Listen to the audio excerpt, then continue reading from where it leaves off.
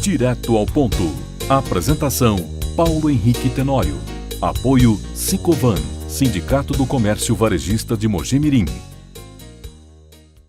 De volta aqui no Direto ao Ponto, numa entrevista com Dom Pedro Paulo Roque, que é bispo da Igreja Católica Apostólica Brasileira.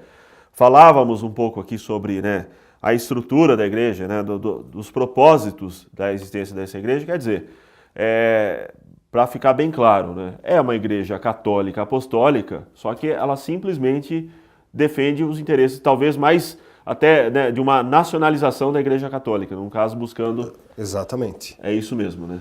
É a nacionalização da fé católica, numa proposta de fazer com que estejamos mais próximos da igreja pensada pelos apóstolos. Entendi.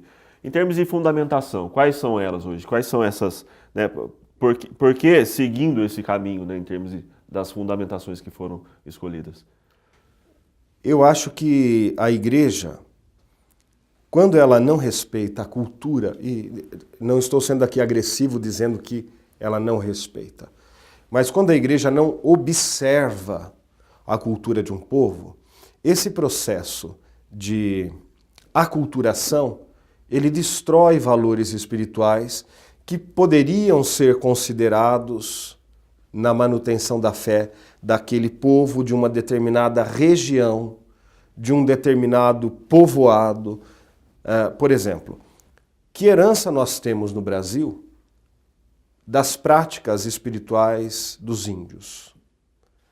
Como a igreja, na sua fé católica, ela preservou a espiritualidade dos escravos que foram trazidos para cá. Por que nós vemos hoje igrejas brigando com igrejas? Se todas devem falar objetivamente do mesmo homem encarnado, Jesus, o Cristo de Deus.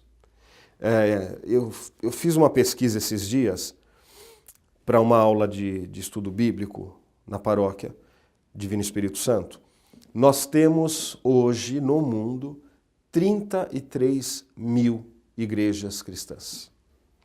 O que isso significa, Se você considerar que a Reforma Protestante aconteceu no século XVI, ou seja, vamos colocar aí 1527, a partir de 1527. E a Reforma Protestante ela acontece com Martim Lutero na Alemanha por um contexto regional de um país. E os príncipes, então, da Alemanha, da Baviera, vão apoiar a proposta de Martim Lutero, de uma fé cristã não romana. Por quê? Porque a igreja estava emiscuída, a igreja estava com a sua proposta espiritual tão enfraquecida, mas com a sua intenção de poder tão fortalecida, que o povo já não entendia mais a postura da igreja. A partir daí, nós começamos a observar que surgem igrejas e mais igrejas com pequenas propostas diferentes para falar do Cristo. E ao longo do século, se você considerar 1520, vamos arredondar as contas, Paulo, só para dar um exemplo. De 1520 até 2014, nesse período, 33 mil igrejas cristãs. O que acontece? Qual é a proposta de ser de cada uma dessas igrejas para que elas se qualifiquem como uma igreja cristã?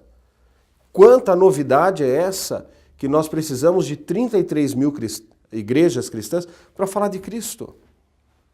Então, a igreja ela tem que ter uma fundamentação bíblica e dizer, nós somos igreja por isso. A nossa prática é esta. Estamos fundamentados com esta proposta de espiritualidade cristã e de fé católica. Ou, se no caso não for a fé católica, a fé ortodoxa, a fé anglicana, a fé luterana, enfim. Mas esse número, 33 mil igrejas no mundo, em menos de 500 anos, se nós fizermos as contas, nós vamos ter 2 ponto alguma coisa, igrejas novas por semana. É uma proposta muito agressiva. É muito radical, É muito radical. E nós vemos igrejas que não se comportam como igrejas, né? Perseguindo, caluniando, denegrindo, igrejas evangélicas contra igrejas evangélicas, igrejas católicas contra igrejas católicas. Eu digo igrejas católicas, talvez as pessoas não saibam, mas no mundo há pelo menos 50 igrejas católicas não ligadas entre si. Exato, é um levantamento interessante. A Igreja Católica Brasileira, ela recebe, ou ela sofre, melhor dizendo, preconceito de outras igrejas também? Já no passado aconteceu muito. Por quê? O que acontecia? Assim que Dom Carlos fundou, ou melhor, deu personalidade jurídica à igreja fundada em Itapira pelo Cônego Amorim, ele sofreu uma ação penal promovida pela Igreja Católica Apostólica Romana. Isso é um processo histórico no Brasil. A gente pode citar isso até como fonte de pesquisa para advogados ou para estudantes de direito e tal. E houve um decreto que todas as paróquias da Igreja Católica Apostólica Brasileira fossem fechadas. Por quê? Havia uma confusão. O povo não sabia identificar o que era romano do que era brasileiro. Dom Carlos, ele organiza a igreja, e a Igreja Católica Apostólica Brasileira com seus ritos próprios, vestimentas próprias, com suas práticas pastorais diferenciadas. Então ganha na justiça o direito de, na legislação, ser uma instituição religiosa. E a partir daí começa uma série de perseguições, porque eu vejo por mim, quando eu cheguei a Itapira, não tinha um fiel da igreja. Eu cheguei com um trabalho missionário. Em que ano que foi isso? Desculpa. 2005.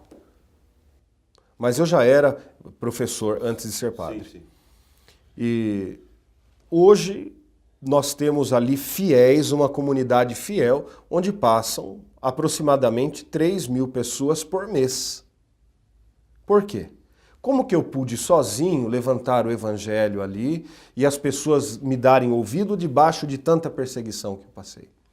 Porque quando a pregação do evangelho, ela legitima a fé e você explica a proposta do evangelho e você dá o entendimento ao povo, o povo vai fazer a opção pelo seu crescimento espiritual. O povo hoje não quer mais saber de placa de igreja. Não é um grupo que salva, mas é a minha experiência, na fé que eu herdei de meus pais, que eu vivo de maneira intensa e real, que vai me trazer a minha comunhão com Deus. É a maneira como o sacerdote vai promovendo. Diante de tanta perseguição que eu passei, quem mais estabeleceu a paz, quem mais estabeleceu digamos assim, a legitimação do ministério foi o próprio povo, que ouvia falar uma coisa e via outra na prática do ministério. Falavam, por exemplo, que os padres da Igreja Católica Apostólica Brasileira são falsos padres. O que é um falso padre? Falavam, por exemplo, que a Igreja Católica Apostólica Brasileira, ela acolhia espíritas. Qual é o problema em dar as mãos para irmãos espíritas e orarmos? Quer dizer, as pessoas acabam se relacionando muito mais com o rótulo religião do que com a substância que a religião tem que pregar, que é Deus, que é a experiência com Deus. Para mim não importa quem está do meu lado, se é espírita, se não é, se é kardecista, se é budista, é um ser humano, é meu irmão em humanidade. Lá em cima, Paulo, não tem briga. A briga se estabelece aqui. Briga humana. Tá certo. A gente continua esse bate-papo. Confira a terceira parte dessa entrevista aqui no Direto ao Ponto da TV O Impacto.